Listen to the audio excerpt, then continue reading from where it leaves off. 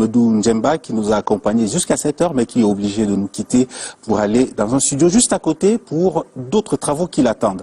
Et nous poursuivons donc notre émission Samuel Eto'o sans veto. Nous allons avec Dipita entamer ce qu'on a appelé le hors-jeu. Avec le hors-jeu, c'est la partie où nous nous intéressons à toutes les polémiques qui ont jalonné la carrière de Samuel. Bonsoir Dipita. Alors, il y en a eu beaucoup, hein, des polémiques quand même. Bonsoir encore Valérie, surtout les non-dits.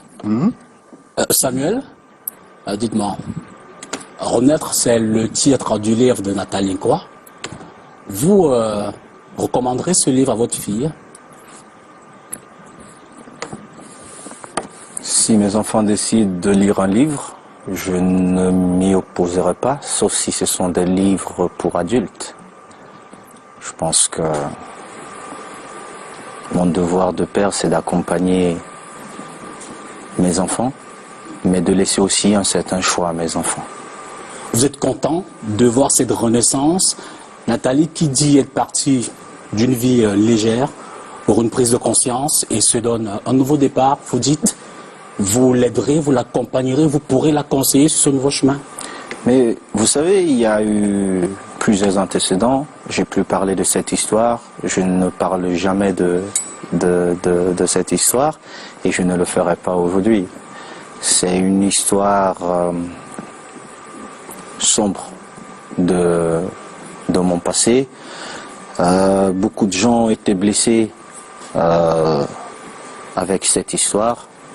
En premier, ma famille, mon épouse, ma fille aînée qui était en âge de comprendre certaines choses. Je ne rentre pas dans qui avait raison ou qui a tort. C'est ouvrir des débats sans fin. Je dis juste, ce sont des choses qui n'existent plus dans ma vie et qui ne reviendront plus dans ma vie, dont j'étire un trait sur ça. C'est du passé, des choses peut-être pas vraies ont été dites, mais il y a du vrai également. Au quotidien, au moment où vous me parlez, chaque acte, chaque geste que vous posez, c'est en parallèle à cela.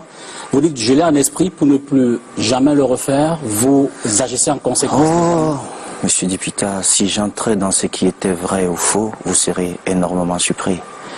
Mais le but de notre rencontre n'est pas de créer de polémique. Une nouvelle polémique. Le but n'est pas ça. Peut-être rétablir les faits aussi, hein?